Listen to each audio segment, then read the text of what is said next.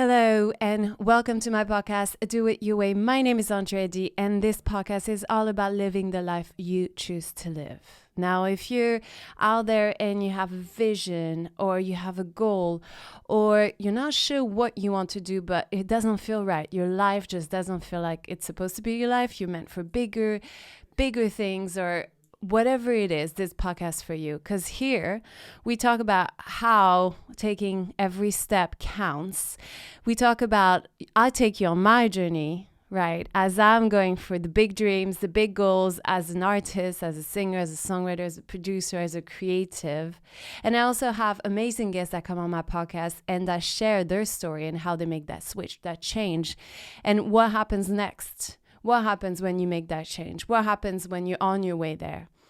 So today I have Nicholas Ferguson, and Nicholas takes us on his personal and professional journey. I actually push him because, there's some people like me that work really hard and that, life is not always easy, although I can't complain, but I also can't say that my life has been easy, right? And as I was talking to Nicholas, I felt like everything just came so easily to him. And I wanted to know, is that, because I look up to that. I look up to people that kind of just go with the flow and enjoy every moment. I'm kind of like, okay, what's next? What comes next? What comes next? So we had this interesting conversation, and we also talk about that feeling of being burnt out. And that's something that changed my life, and that's something that changed Nicholas' life as well. And what came out of it. And he created the Great United, which is something that if you're not part of now, you should get part of, be part of. And this conversation really is about changing things, making things better, a better world. Anyway, that's it for my introduction. And now here's the podcast with Nicholas. Enjoy. Hi, Nick. How are you? First of all, do I say Nick or do I say Nicholas? You can say either. Hi, Andrea. Nick is the name I adopted when I was probably in my teenage years because Nicholas felt very formal. And Nicholas was generally what I was called when I was naughty or told off. But now I'm kind of embracing it a bit more. So please feel free to use whatever. Let's go for Nick for now. Before we start, I have to say that, my name is Andrea, so it's 3 syllables. And when I moved to the US, everybody was like, can we call you Andy? Can we call it D? Can we call it this? I was like, no, my name is Andrea. So I understand the whole, I like Nicholas. If that's okay, I'm going to call you Nicholas. Call me Nicholas. Absolutely. I recently discovered that it means victory for the people in Greek, which I quite like. Oh yeah, that's a great thing. There you go. Yeah, Embrace there it you then. go. Yeah. So Embracing. tell us about you, your journey in all of it. Okay, so I was born in Switzerland, and my parents are British. We moved to the Middle East. We spent 3 years in the Middle East just after I was born in Bahrain, and then I moved back to Switzerland. And I spent the bulk of my years in largely an international environment in Switzerland. And why do I tell you that? Because there's some interesting context there. My parents traveled around a lot. They're very interested in travel, and I think that really shaped my life. Because meeting people, being with people, understanding cultures is really part of key to who I am. And it's interesting, when I was growing up, I didn't really have an idea of what I wanted to do. I'm quite creative, and I knew I wanted to do something creative, but I didn't have a fixed plan of exactly what I wanted to do. And I was always I used to admire people who knew what they wanted to do. Mm. And what I did know was that I enjoyed art. And at high school, or I was at a boarding school, I really got stuck into my art, and largely painting. And when I came to applying for universities, my art teacher said to me, "You know what, Nicholas?" And he probably would have called me Nicholas. He said, I don't think you're an artist. I see you as more of a businessman." Oh. And the combination of him saying that and my dad being very much not in favor of an art career really meant that I didn't pursue that at that key stage. And I was quite disappointed after, because I actually got an A in my A-level art degree, which was, which I felt finally justified what I perceived to be my talents. And having said that, I went on and I studied hospitality, and Switzerland's known for its hospitality, and it was something I always enjoyed. So it was kind of like a middle way for me. It was like a middle way between something really creative, like an art education, and something more business related. Of course, hospitality being a business in its own right, like art for that matter. Mm. And so in that experience, I got to travel, I got to meet lots of different people. I lived in Cape Town for a while, I lived in London for a while, and really explored my heritage, because my parents, like I said, are both British, but I'd never lived there. So that was quite important to me.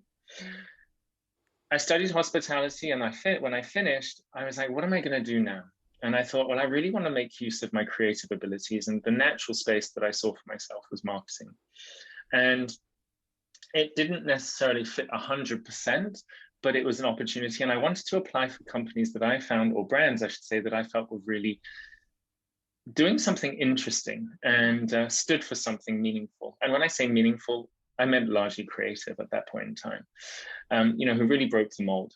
And so I applied to a number of, I think it was about 10 to 12 different companies on there, varying from like a Virgin Atlantic, which was obviously in hospitality, to a wallpaper magazine, which is a design-led magazine, which is where I ended up taking an internship. And the funny thing was, we're talking 2005, so we're talking, pre-social media, and what I did was I knew that I needed to stand out, because these schools weren't going, these people, I mean, these brands weren't necessarily going to know me or my education.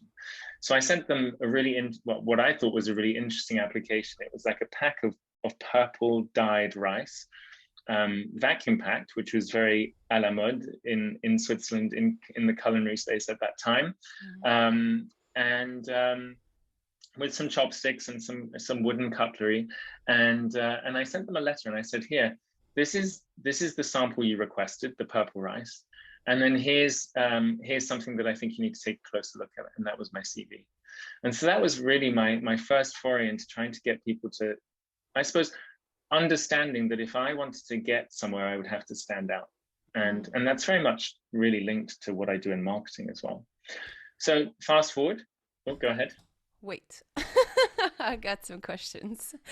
Okay, so you go in hospitality. So I've worked in hospitality myself. My dad had a restaurant. I grew up in it. Da, da, da. What is the one thing, actually, before we get there, prior to that, before you go on your hospitality degree, do you stop art? Is it once your dad and your teacher tell you, we don't think it's for you, do you stop totally, or are you still doing it as a passion of yours on the side?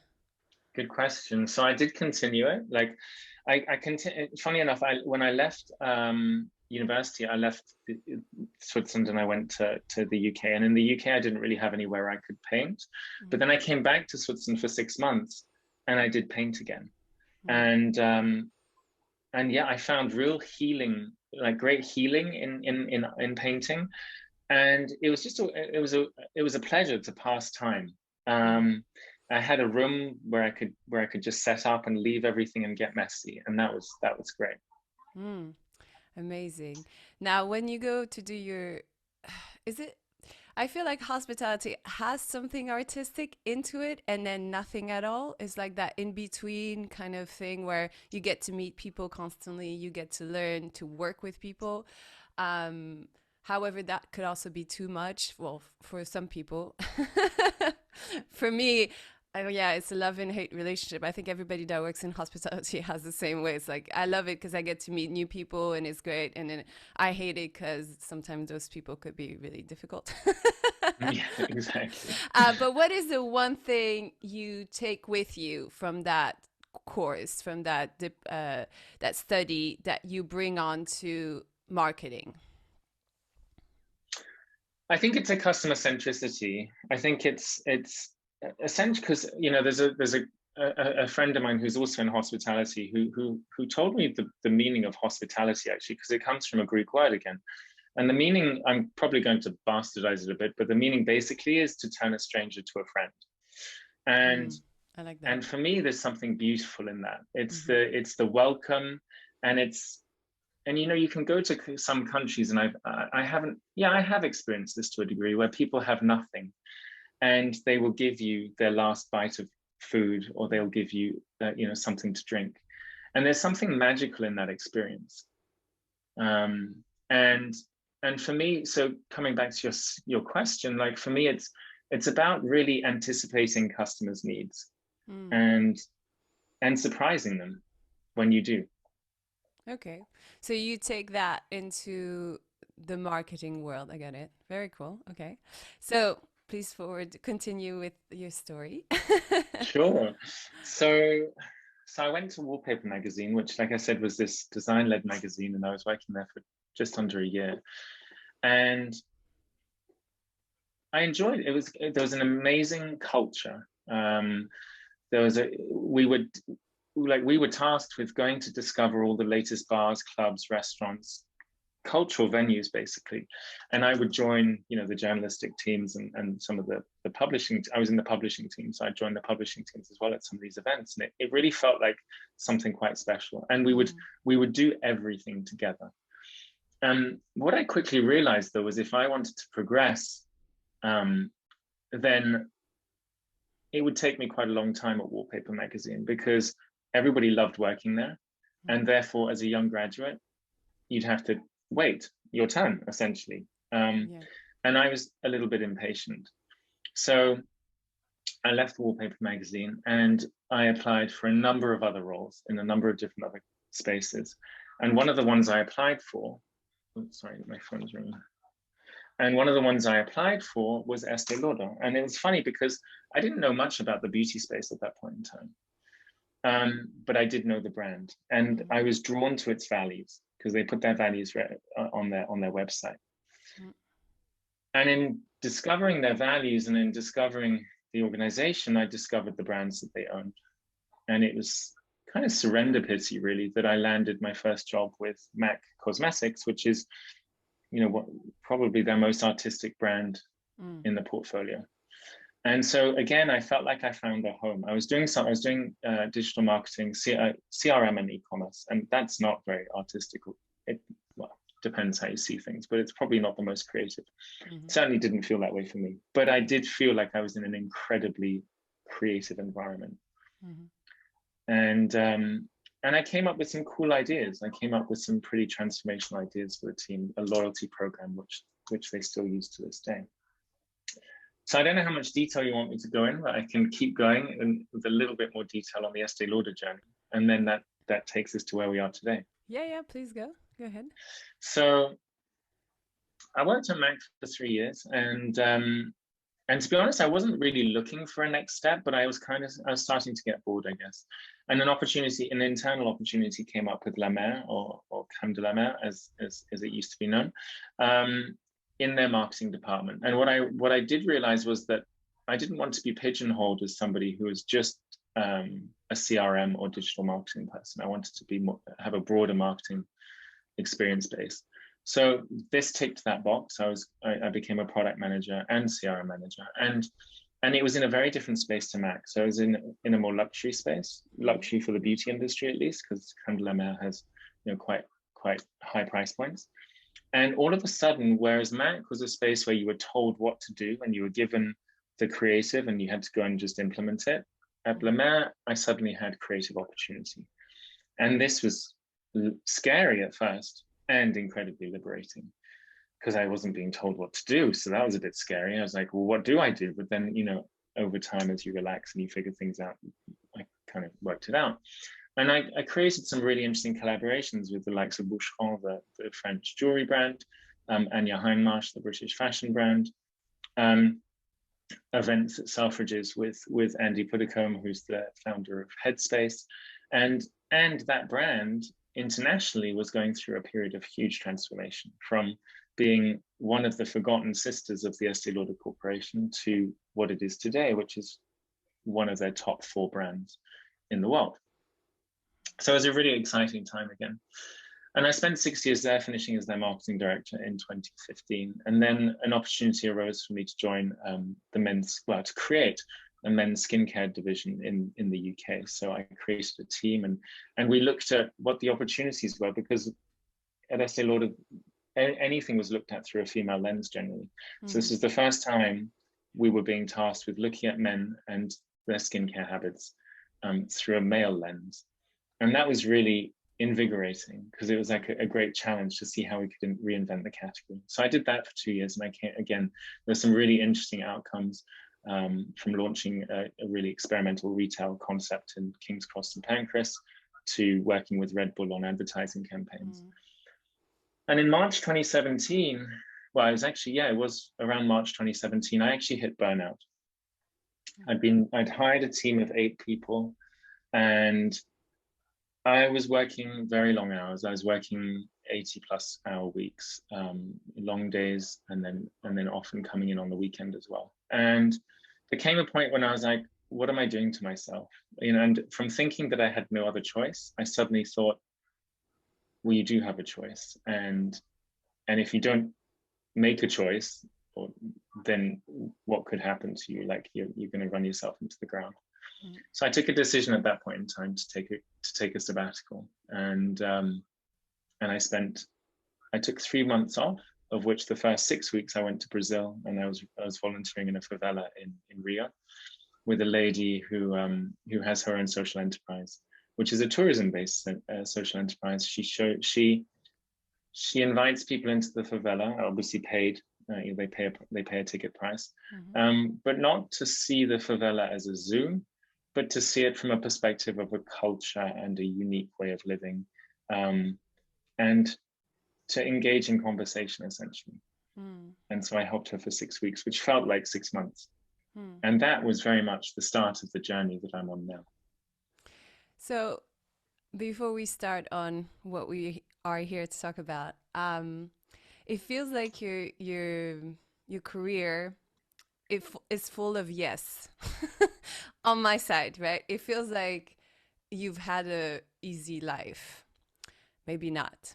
But could you share with us some of your struggles before that burnout? Or is it that burnout? Something that you know, I don't know, you received no's, or something that was a bit difficult for you before switching into going into that sabbatical? Yeah, I mean, the burnout was definitely a struggle, and it was a struggle over a period of over a while. Actually, I had those, because what I would find myself doing was working crazy hours and then punishing myself by going out and partying a lot, and then dealing with the ramifications afterwards and having to struggle through work again and having more work to do. So there was an element of that for sure, and my mental health suffered at the same time. And particularly my confidence. In terms of other no's, you know what? If I go way back, like when I was at school, I used to always have to work really hard because I had learning difficulties. And I felt like I always had to put so much time in to get good results, but I had to put a hell of a lot of time in. And that took its toll. But that's not a no. I think. But that is the struggle. That is, yeah, that explains. It was a struggle, yeah. And I think it was very much there for me all the time. I am going to have to work hard if I want to get anything in life. Yeah. That was kind of the realization I had at that young age. There was one moment which I skipped through when I did get a no before I joined Estee Lauder, and that was when I left Wallpaper magazine. My boyfriend at the time was living in he'd moved back to Switzerland, and he wanted me to go back to Switzerland. And to be honest, I wanted to stay in London because I'd found my home, in inverted commas, and I hadn't felt that I'd fully given it its dues. But I decided, okay, I'll explore going back to Switzerland. And I found a graduate training program at British American Tobacco, a tobacco company who are based in the UK, but they have an office in Switzerland. And that didn't work out. After the third day, they fired me, basically. And the reason they fired me was because although I'd mentioned to them that my dad worked for a competitor, the team who were directly managing me weren't aware of this, and they asked me to sign a document, conflict of interest document, and I didn't declare it because I saw it as already having been handled. And that was a real crush, because I just moved back to Switzerland to be with my boyfriend, and we'd rented a new home, and although I wasn't necessarily hugely looking forward to the work or being in Switzerland, I'd committed to it. and all of a sudden I had to reset. I had to go and find another job, and I blamed myself for not really trusting my intuition, actually, because my intuition was saying don't go back to Switzerland. But isn't it hard though? I know everybody's always saying follow your intuition, but sometimes you feel like, but my intuition's telling me that, but should I, will I be wrong? I don't know. You know, it's like a weird, I don't know, I feel like it's a weird thing where you kind of like, you have to follow your intuition. If you don't, you're mad at yourself. But if you do, sometimes you're like, but is it, is it the real thing? And then when you're right, you're like, yes, I knew it. So I Yeah, always feel like, exactly. it's like that in between thing. What should we do? 100%. And yeah, and I haven't got to the point even to this day where I can fully trust my intuition. Yeah, for me it's the same. I mean, I say things and I'm like, yeah, that's right. But then sometimes I'm like, I have no idea what to do, but let's just pretend, let's just go in. And yeah, it's in on and off. Um, because you shared about your burnout moment. I had the same thing, which for me was really really uh, different because I felt like I was I'm always somebody that's, go, go, go. Like there's never stop. There's go, go, go and be happy and be thankful, and never feel depressed and, just live the life. And then suddenly I felt like, oh my God, I don't want to do anything. And for me, this is what? I'm a singer, songwriter. I didn't want to sing. I didn't feel like writing music. I didn't even, my heart was not there. And so the way I got out of it was to also go away for 10 days into a country where I didn't speak the language, which was Sri Lanka, and just kind of like be like, what the hell? And one of the things that helped me was writing. So journaling, just kind of writing, going over like why. And it's the same story. You work too much, you do so many things at the same time and you're like, yeah, I need to party because I need to let it out. And then you're like, why? I didn't rest enough. What the hell? So besides, I know we're going to go more into your journey of traveling, but besides the travels, is there anything that was helpful to you to get out of that space you were in? At that point in time, I was seeing a therapist, not primarily for work. I was seeing a therapist initially for another boyfriend and some of the issues I was having there in terms of infidelity. I was being unfaithful. But the tools have actually come about since then. Actually, there was one tool which I recognized and I didn't use it regularly, and that was running. And I do like running as a form of meditation, essentially, as well as a form of exercise, because I find that often if I go for a run, it just helps me to untangle my thoughts. But at that stage, the therapy and then running were probably my two main tools. And yes, I had been told about journaling, but I didn't really use it that much. Yeah. And so, and the burnout was funny. It felt quite claustrophobic. It was like I felt the only place I felt safe was home, really, to be honest. And yeah, it became quite claustrophobic. I felt like really endangered at work, which was all in my head. But it was a mistake. Yeah. It's a way to manifest itself, however it Yeah. is. Okay. And so you're on your travels. Let's continue the journey. So yeah, I was in Rio, and Rio kind of what it did for me was it just there's I don't know if you've ever been to Brazil or been to Rio, but there's a living in the moment. There's an element of very much being present in the moment and enjoying the moment, which I really found quite addictive, for want of a better word. And I was spending a lot of time with people who essentially didn't have very much, but what they did have was strong relationships and yeah, an ability to live in the moment and enjoy the moment. And not to say every moment was enjoyable, but they very much did enjoy life. And there was very much that vibe. And it really made me question as well. They, you know, particularly the lady I was working with, who's traveled, she speaks multiple languages, she's self-taught. You know, she had a different view of the world. She wanted, you know, she wanted to really, she wants to change the world. And it really made me rethink everything I'd stood for until that point in terms of working for a corporation. And it's not to say corporations are bad, that wasn't the perspective, but it just made me think, do I really want to be doing that anymore? Do I perhaps want to be doing something else where I'm contributing? So I came back from Brazil in August of 2017. I came back earlier than I would have perhaps planned otherwise, but my mum was turning 70, so I wanted to celebrate her birthday with her. And I came back and I started having lots of conversations with different people. And I still didn't really know what I wanted to do, but I had lots of conversations with different people about what my possibilities could be. And through those conversations, I actually found my first client as a marketing and branding consultant. And I actually wasn't ready for it. It was a situation where I suddenly had to scramble around and get my bank account set up and get things set up with inland revenue and the like. And so that really took the deciding out of the equation, because I'd been approached by somebody and I was like, again, my intuition said, I'm not sure about this. And I just went ahead with it anyway. And my intuition wasn't saying, don't work with this client. My intuition was saying, is this really you?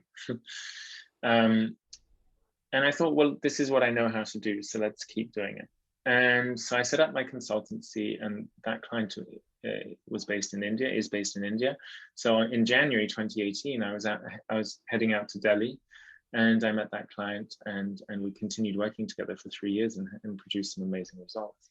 And so over the course of 3.5 years, which is roughly where I am today, I've had numerous clients with my consultancy, and I'm still working out exactly what it looks like. And there's an element of me that still feels like it's not a full representation of who I am. And that kind of takes us to the next step, which is the Great United and how that came about. Right. Shall I jump into that? Yes, I had a question and it just went away. So yes, go ahead. Take us to the next. Interrupt me. Interrupt me if the question comes back. So no, yeah, please go. What I should probably add, because this touches on the question you had earlier, is that until that point, one of the other things I had been doing was I was constantly exposing myself to creativity. So I did an oil painting, a number of different oil painting courses at both at St. St. Martin's and also at the New School of Art in London with artists. So learning their techniques and then applying them. I did a short course in fashion design because I there was a side of me that loves fashion and wanted to explore whether that would be a potential career path. Recently, I've done photography, and pottery. So I was keeping that creative flame going. I remember what I was going to tell you. Sorry, but there's sure. It feels like we're opposite people. I am the controlling, set your goal, do it, whatever happened. You know what you want, go for it. How many years it takes, you will make it, you know. And it feels like you're on the other part, which is kind of, let's see what happens. So I try to be more like you. And when I do, my life works out actually. But it's such a, I really admire that, I have to say, because it's yeah, there's you lose control when you kind of like, let's see what happens. However, I feel like this is more of living in the present than, being stubborn about your goals and stuff. So obviously they have to be a middle ground. And I don't know, maybe perhaps you're looking at the other side as saying, I wish I knew what I wanted to do. I don't know. How do you feel about that? Or do you like the way it worked out for you? It works out for you, obviously, but tell me. I think, it's interesting because I'm doing some personal development at the moment, which is all about setting goals and then living into those goals. And the Great United actually is an example of that, where I set a goal and I lived into it, which we'll talk about in a sec. And I see the benefit of doing that. I do at times also struggle with it, because I do feel that life is a bit of a journey, and it is a bit about serendipity and synchronicity. And I suppose the answer is you can have your goals and still have serendipity and synchronicity. Yeah. So yeah, I mean, coming from perhaps the opposite from what you're saying from your perspective, it has its challenges as well, because I find that I do also want to control. And I suppose the key thing actually is on a financial level, you know, being, because now I no longer work for a company, there's an element of, yeah, I mean, obviously if I'm not working, I'm not making any money. So there's, and not to say that I'm, you know, on the line as such, but there's a trust Yeah. in trusting that I will find work. And I, you know, I have work now, but it's always that I think there could be more constructive ways of doing it. So that it is a fine line. So how do you trust? Because I mean, you know, artists are like, that's my life, you know, one job after the other. And then, you know, there's a job, you got to go, you got to go, whatever your plans were, stop, you got to go. Because that's how you're making your money, you're making your living. So how do you trust? Um, it's a good question. How do I trust?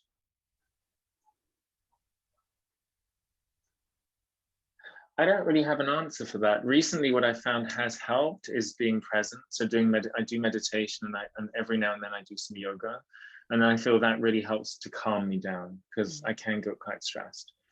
And when I'm in calm, I realize that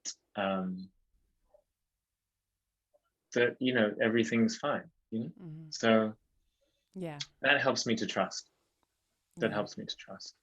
And it's funny, I mean, just the other day I did a weekend of Reiki and yoga, and I pulled 2 Reiki cards, and both of the cards, actually I pulled 3, and 2 of the 3 said, live in the moment.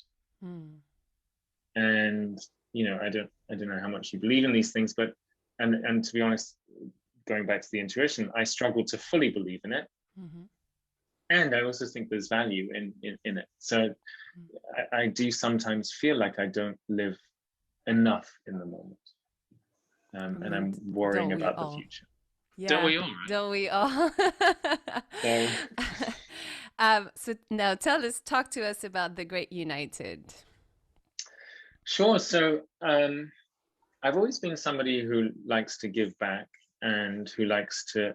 There's a side of me that really enjoys teaching, and yeah, and giving back, mentoring, and I've always benefited from mentors throughout my life. And there's a side of me that enjoys menteeing other people as well. And that doesn't directly link with the Great United, but it does in some ways. So I'll come back to that. During COVID, I was doing a lot of reading. And like I said, I was also on this personal development journey. And through my reading, I was starting to discover, well, I was looking at how we can resolve some of the world's issues, essentially, whether it be environmental or social. And through my reading, I was looking at, or it became apparent to me that some of the issues we're facing have been resolved by other communities around the world over the years, and specifically indigenous communities. So communities who live much more harmoniously with their environment. And while I realized we can't put the genie back in the bottle, you know, and suddenly go back to living a life in a forest, not all of us anyway, you know, living a life in a forest or wherever it might be, I think my curiosity was piqued, because I was like, well, we can't, in my belief, we can't keep living the way we are living, because if we do, then things are not going to end up very well for humans. Other life forms might be okay, but I don't think humans are going to be too pleasantly surprised. So I came up with this idea of which, to be honest, was a process. It wasn't like suddenly I had this light bulb moment, but I wanted to do something that spoke to this wisdom of indigenous cultures, and shared it with other people. And so I spoke to a number of different people, again, like I had done with my consultancy. And one of the people I spoke to was my co-founder, Lou Kralchev. And Lou comes from an HR people background. So she's done a lot of work in culture, anthropology. And she was like, sure, I'll come and join you. Let's do this. So to give you context, what was it that we were doing? This was in December 2020. 2020. And I said to her, look, I think it would be, I explained what my concept was for the Great United. And at that point in time, it was basically, let's look at sharing, how we can share wisdom, either indigenous wisdom or what it eventually became was intergenerational wisdom, to get people to imagine a better future and then take small steps towards that future. And I shared this with her and she was enrolled. She wanted to be a part of it. And she came with her own ideas as well, because she too had wanted to do something to give back and do something in the culture space. So we set a date for March 20th, 2021. And to be honest, in many respects, we didn't really know 100% what it was going to look like, but we were getting lots of green lights. We were getting, which is what Matthew McConaughey talks about. He talks about, in his most recent book, he talks about green lights as being a sign to continue, basically. And we'd continue sharing it with people, and we started sharing it with potential speakers, and I'll come back to the context of the festival in a second. And so each speaker we spoke to said yes, basically. One, they were really enrolled. They really wanted to be part of it. They thought it was an amazing idea. And if they didn't know somebody, or if they weren't willing to be part of it themselves, then they recommended other people. So we had this snowball effect. So we set the festival date for March because we knew that most of the world, well, we hoped most of the world would be coming out of lockdown in March. And we felt that it would be an ideal time to be talking about a new dialogue or a new narrative. So the way the festival was structured was we had 5 key areas of impact. And the key areas of impact were nature, mind, body, and spirit, community, gender balance, and cultural diversity. And from our reading, these were the key areas that we felt if these were addressed, then our culture would be able to shift. We'd be able to shift our culture into a more harmonious way of being. And again, this is inspired by the indigenous cultures that we'd researched. So we were seeking speakers within those spaces, really to answer those needs with the intention of inspiring our participants so that they would then want to take a small step to go and change. So in the end, we had 34 speakers from across the world. Wow. We had, and just to speak again, because I think the idea was, yes, okay, so you have these speakers talking about it, but then what we also imagined was having what we called creative heroes. So creatives from all disciplines speaking to, well, inspiring the participants as to how they could bring this to life. So we had poets, we had 2 poets. We had a beatboxer. He's one of the UK's, I think he's 3 times round beatbox champion. We had sculptors, we had artists as in painters, we had actors, we had all sorts of different creatives with the intention of getting people to, because, you know, sometimes it can be quite challenging to imagine what you want the future to look like, but you can paint it, or you can create a poem that might speak to you differently. So the idea was that these creative heroes would inspire people, having heard from the wisdom keepers, as we were calling them, the elders, to then go and create something of their own, which then they could use to take a small step from and change the world. And the idea is that if enough people are taking these small steps, then we start to shift our culture. So like I said, we had 34 speakers. We had, it was online, we had around, or it was a real event, real one? No, it was all on Zoom. It was all online. All on Zoom, okay. We used Mighty Networks, which is a community, a little bit like a Facebook, except it isn't a Facebook, and we made it a closed community. So we had different ticket prices. We had free because we really wanted people to be able to join regardless of what their background was. We had a standard ticket price of £12.50. And then we had a Bring a Stranger ticket price of £25, basically just contributing £12.50 to the business so that somebody else could join. And then we had a Feeling Generous price point of £100. And we had about just under 200 people sign up, you know, and most people contributed. And the festival was over 5 weeks. So we had an introductory weekend where we introduced the first topic, which was nature. And then the idea was that over the course of that week, we had a session on the Saturday and a session on the Wednesday where we had wisdom keepers sharing. And the idea was that that during that week, people would be taking small steps and sharing them in the community. Now, it didn't quite work like that, and this is something we're going to look at next. People were taking small steps, and people were very connected. We had about 20 to 30, at times 50 people on each call, live call, but then people could go back and watch it on playback. So we had around 50 people who are consistently watching it, either on playback or live. And so the first week was nature, then the second week was mind, body, spirit, and so on and so forth. And the idea was that at the end of 5 weeks, somebody would have had the full experience, and then they go on to share what their small steps are. Mm-hmm. And the idea was also that after the festival, we would continue with small bi-monthly events, which would encourage people to take further small steps.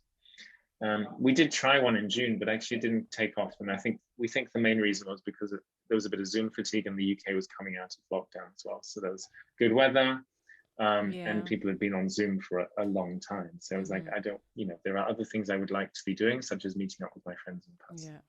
So we're looking at that again. And now we're actually in the process of planning what next year's festival will look like. And next year's festival will probably be over a shorter period of time. It will take place in March as well. And we have a young contingency in our team. So we had 9 people last year. We're in the process of reviewing exactly how many people we have in the team now, and we'll be reaching out to more team members. But of the 9, 4 of them were aged 16 to 19. Nice. And that was a really core part of what we're doing, because as we move forward, we want to make sure that we have what we refer to as wisdom keepers, which are the elders, and wisdom carriers, which are the young. So the young, we're saying 16 to 25, but to be honest, it can be any age group, because young people have wisdom, and it's often linked to intuition, and have energy, and at times may have more time as well.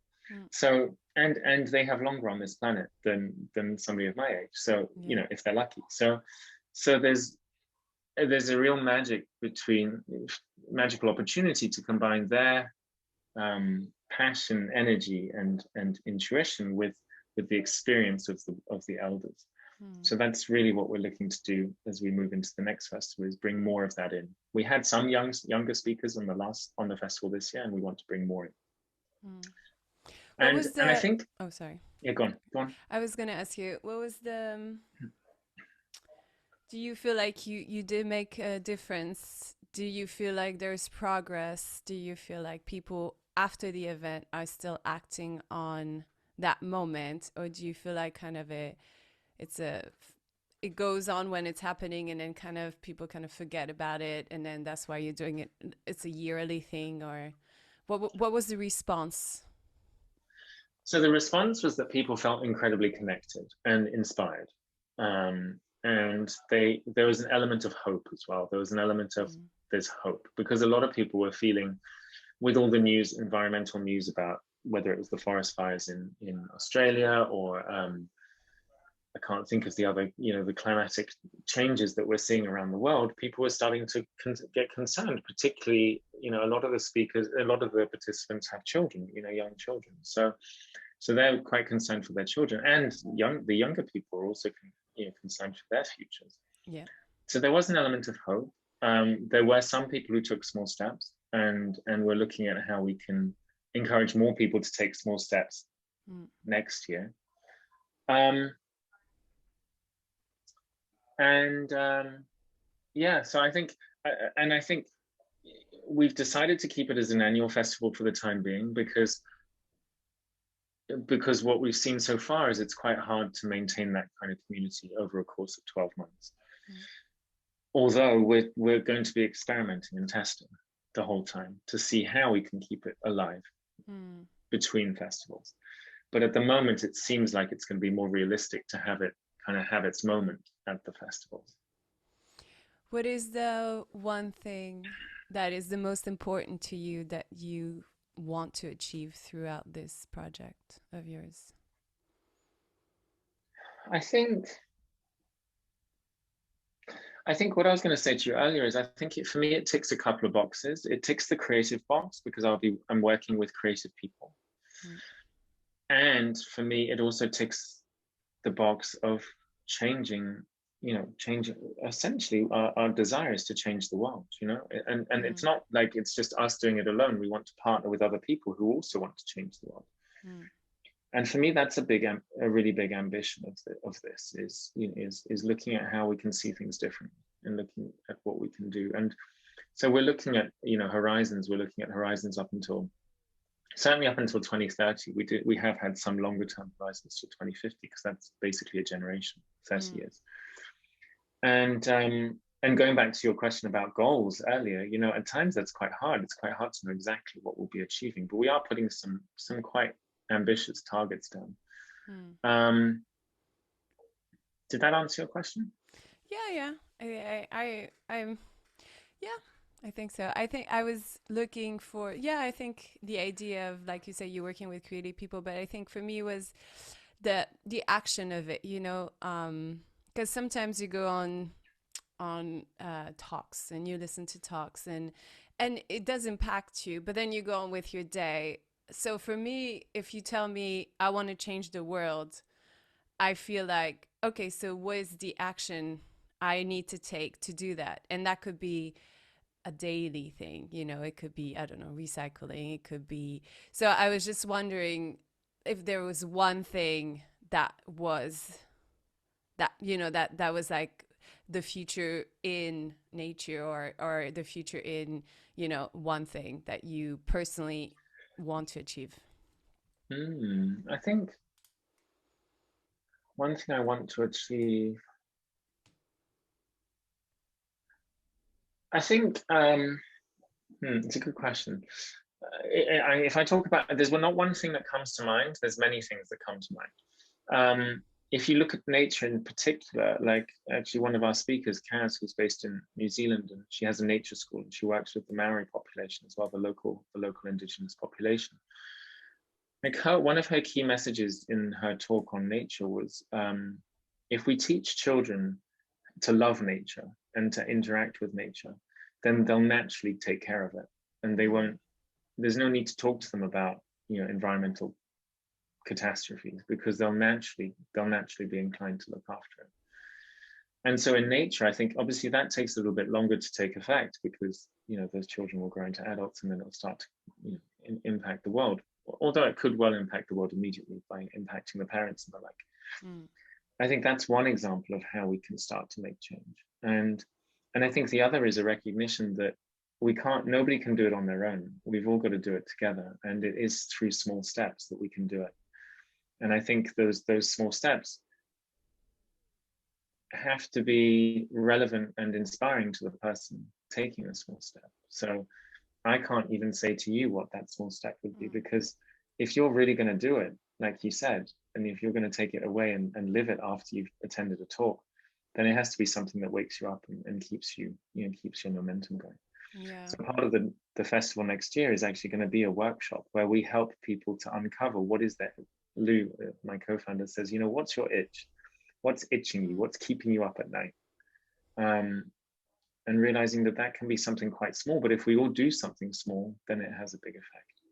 I love that. I think, yeah, that's great because, yeah, if you're doing something that has meaning to you, it takes such a different. It's not a I have to, is I want to, which makes, yeah, and like you say, it wakes you up in the morning and just keep you happy. So yeah, I love the fact that I love the idea of finding your itch and following up on it. And I think in the long term, this is the way to actually make a change if you find something that you want to and you're part of.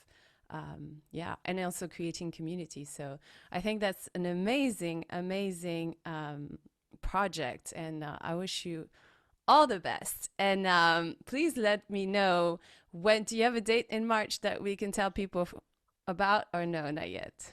Not yet, but if people go to thegreatunited.org, they will find our website. And And then I'd say just keep an eye on that, and keep an eye on our social media, which is the _United on Instagram. And as soon as we have a date, it will be announced on there, and it will be sometime in early March. And one other thing I just wanted to say, actually, just building on what you just said, is a word that we use to kind of describe our attitude to life, I guess, and to this whole topic is "hells yeah," which the Americans say "hell yeah," which is. And I think what that means is, yes, let's do this. We can all do this. Because I think there's so many people saying that we need to change, and that things are pretty shit, excuse my French. But this is about encouraging people, and it's about saying we can all make a change. And so not taking the negative perspective.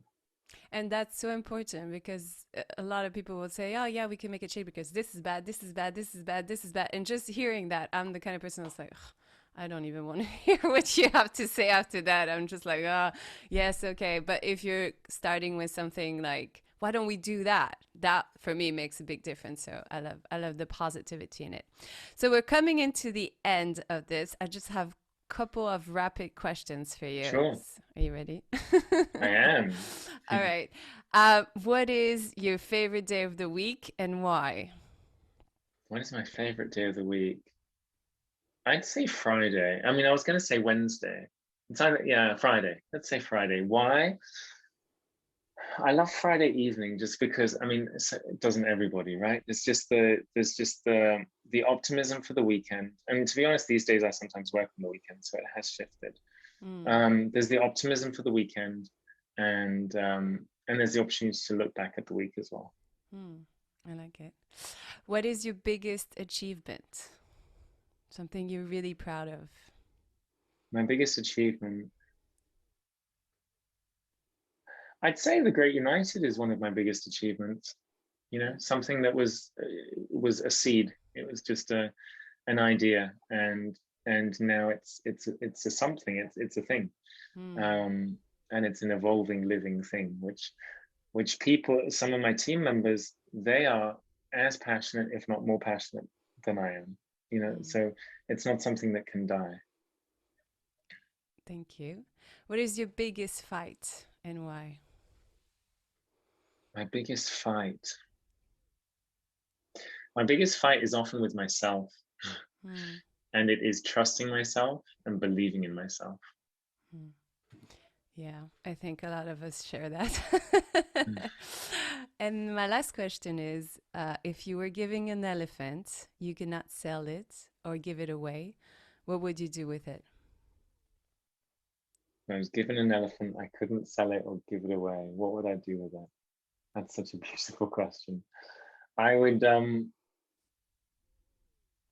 give it a home, part of my home, and I would ride it to work. I would ride it wherever I go. Yeah. And take very good care of it.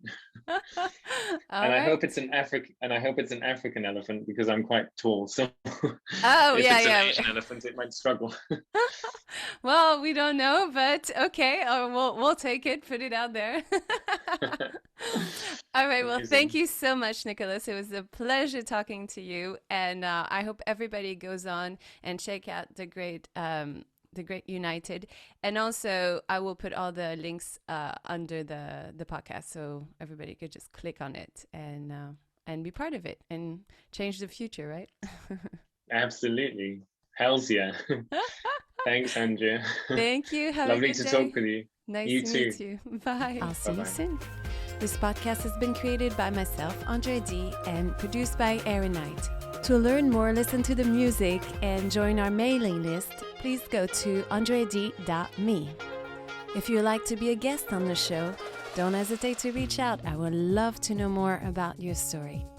Last but not least, if you would like to contribute to this podcast, please do. We would love to keep going and make amazing episodes that inspire you. So don't forget to click on the link below.